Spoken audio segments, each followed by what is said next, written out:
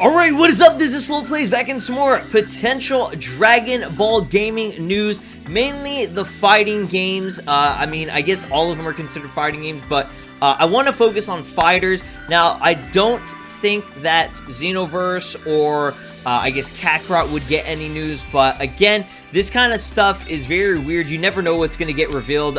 You know, they will definitely tell you what's going to be shown off, but at the very end, some companies like to do a little bit of a tease for something. So for now, let's just kind of be on the very lower end of the spectrum, and let's just say that if we're going to expect anything in terms of Dragon Ball news on this event that I will be talking about today, it's going to be Dragon Ball FighterZ. So that's the main thing. I'm not really sure what's going on with Xenoverse right now or Kakarot. Obviously, COVID is a thing, and, you know, it's been causing a lot of issues and delays. So I'm just going to put that out there for people that are still really impatient about the DLC. I understand.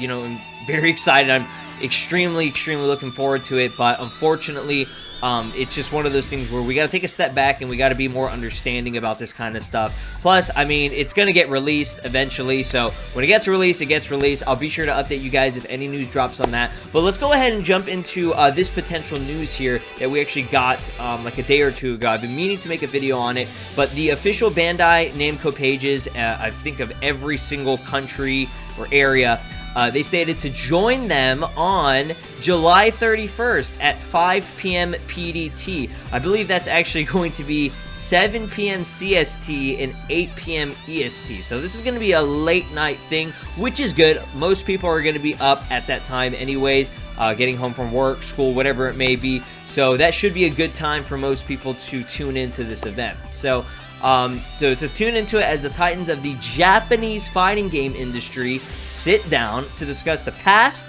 present, and future of fighting games. Now that's some big shit right there. That's very important right there. So obviously they're going to discuss the history of what's going on with each of these games, talk about what's going on right now, you know, what they're planning and everything, and then obviously the future potential new games that we might be getting in terms of fighting games. So if you are a fan of Tekken, Street Fighter, Soul Calibur, any of that, you'll definitely want to tune into this event because there's going to be a lot of good stuff being talked about, hopefully. So it says, if you have any questions, use the hashtag JFG PR to suggest topics for the live stream. It all happens live on the Bandai Namco US Twitch page, which I'll link that down below where you guys can actually click on it as well. But 5 p.m. PDT, very important stuff.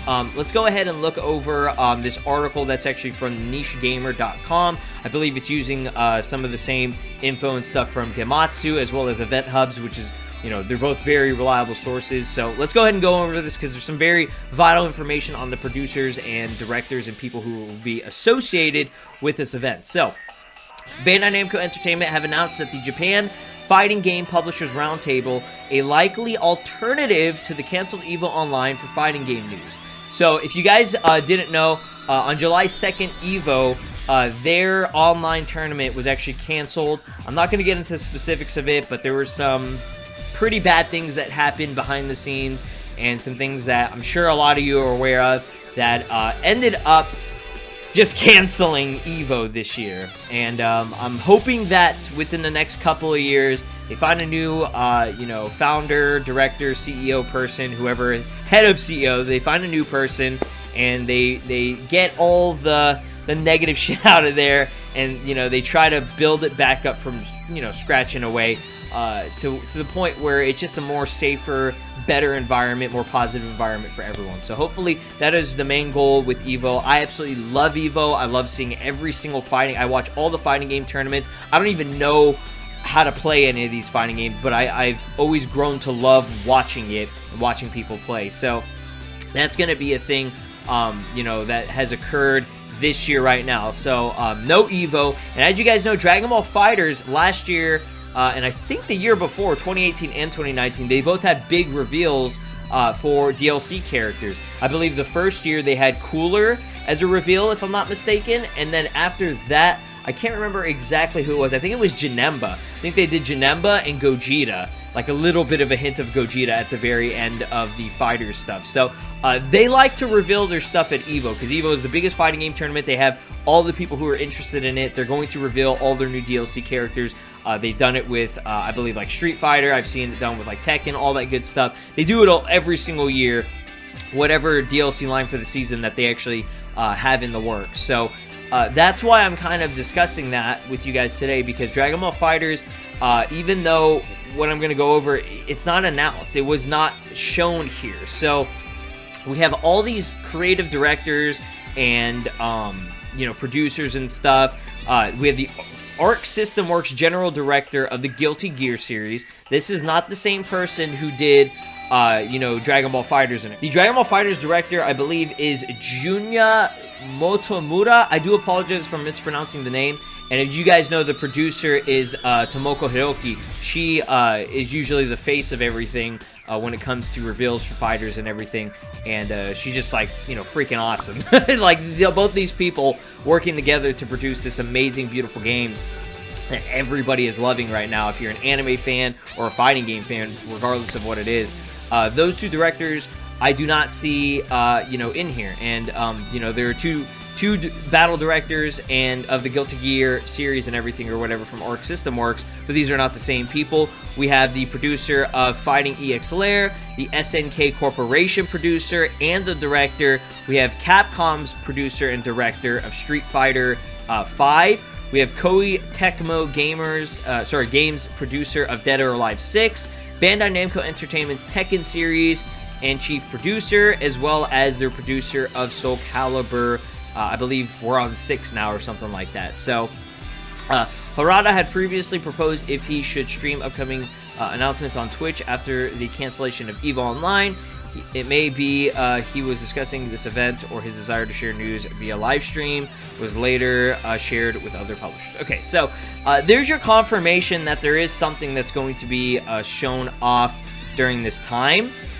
So I'm going to just, like I said, put this news out here for anybody that is interested. Both Arc System Works as well as Bandai Namco will be there. They have specific producers / directors from certain games that are going to be there that currently has no relation to Dragon Ball right now. But you never know. They might reveal something unless they want to keep this as a separate thing. And I don't know, maybe because they haven't shown anything on Dragon Ball at all yet.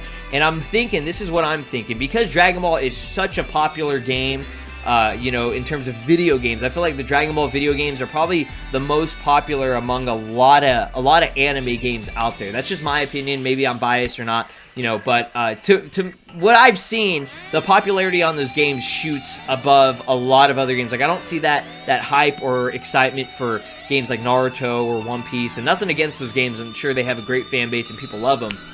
But when it comes to the Dragon Ball games, we have a new Dragon Ball game literally like almost every single year. And, you know, it just seems like they might, you know, we currently have 3 ongoing games, Xenoverse, FighterZ, and Kakarot. Maybe they might just do a Dragon Ball FighterZ announcement, or sorry, not FighterZ, a Dragon Ball announcement kind of thing later on or something like that. But there are still a couple of events that we have to look forward to. I'll wait until more news gets revealed for those, because I don't want to, you know, get into it just yet. But I'm just putting this out here for anybody that is interested in Dragon Ball video games. So when it comes to FighterZ, this is probably where anything regarding DLC for Season 3 will be shown off. We still have 3 characters left, so hopefully this is something, you know, interesting. At the very least, there are a lot of cool fighting games. I'm definitely tuning into it just to see what they're going to reveal and what they're going to be talking about, because, you know, this whole situation with the world right now has been so odd, and it's been throwing things off, and, you know, it's just interesting to see how these producers and directors go about it. So that is pretty much it. Again, don't hold me to any of this. I'm not confirming. I have not once confirmed in this video that anything related to Dragon Ball will be shown off. I'm just saying potentially if they are going to show anything, it might be here.